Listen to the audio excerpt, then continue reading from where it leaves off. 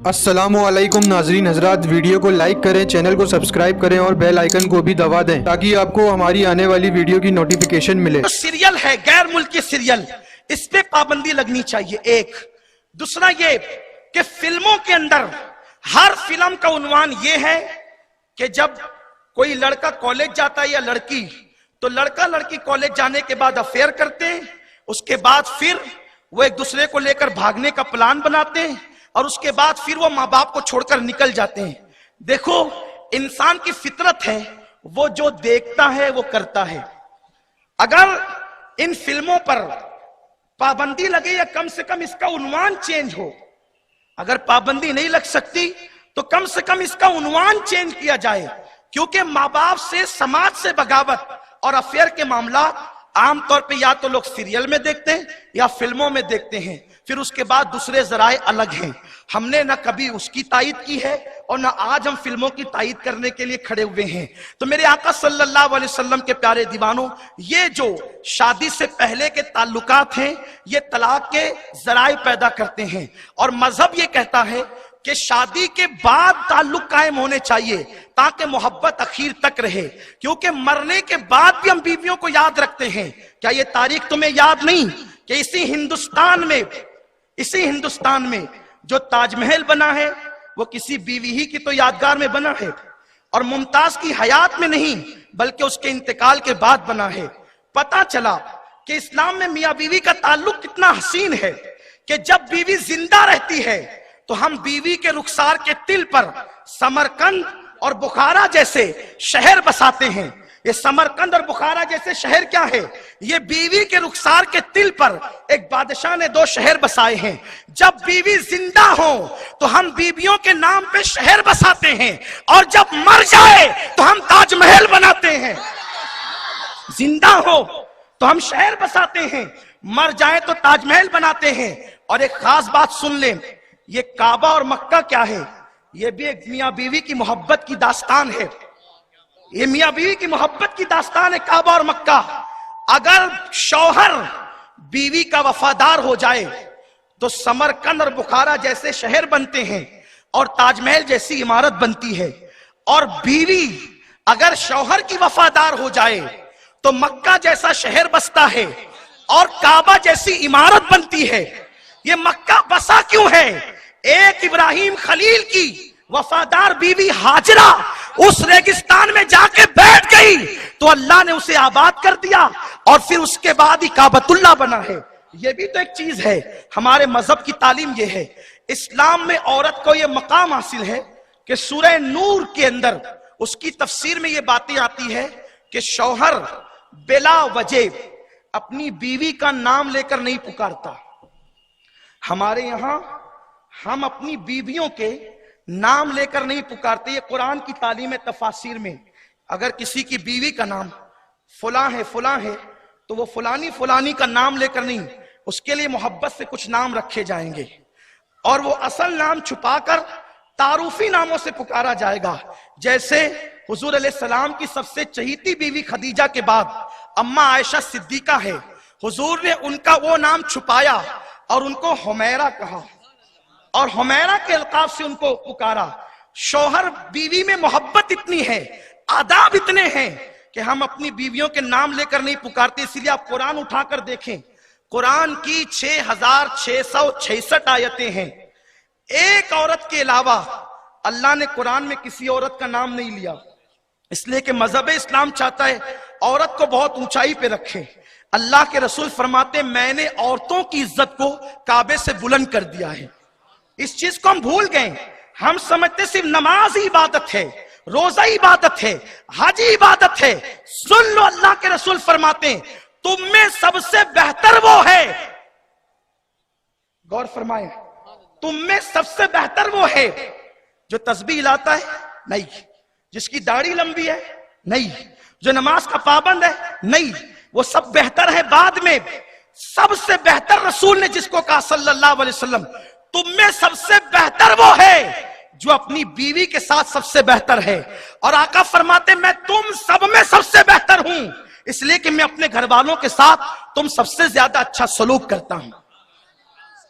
नाम जो मजहब औरत का लेने की इजाजत नहीं देता, कितना एहतराम सिखाता होगा।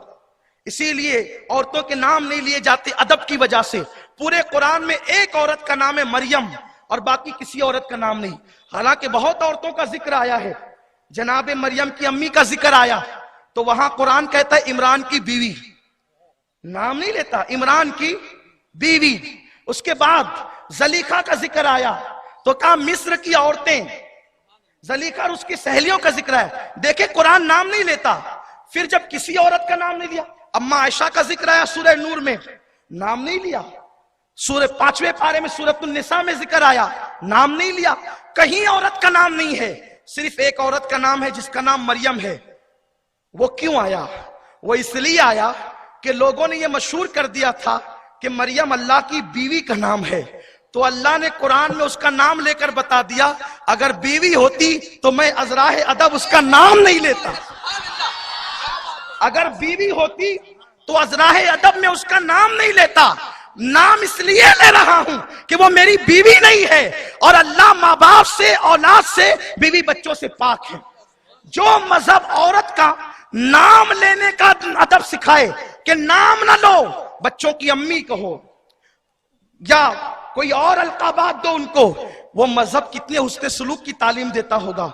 लेकिन ऐसे मुकद्दस मजहब के मानने वाले धड़ाधड़ तलाक दे रहे, सालन में नमक ज्यादा होने पे तलाक दे रहे, किसी से अफेयर हो गया तो तलाक दे रहे,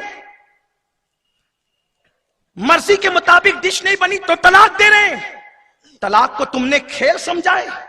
अल्लाह के रसूल गैब दा नबी सल्लल्लाहु अलैहि वसल्लम ने फरमाया अल्लाह को जायज कामों में सबसे ज्यादा नापसंदीदा चीज तलाक है।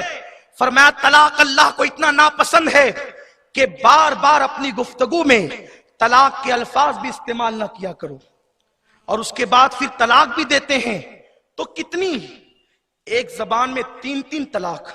हम तो यहां तक सुन रहे हैं कि कोई कहता है कि जा तुझे तलाक तेरी माज़अल्लाह, उसकी बीवी को कहता है तुझे तलाक तेरी खानदान को तलाक। तूने बीवी से निकाह किया या खानदान से निकाह किया? हंसने की बात नहीं, ये कितने ताज्जुब की बात है।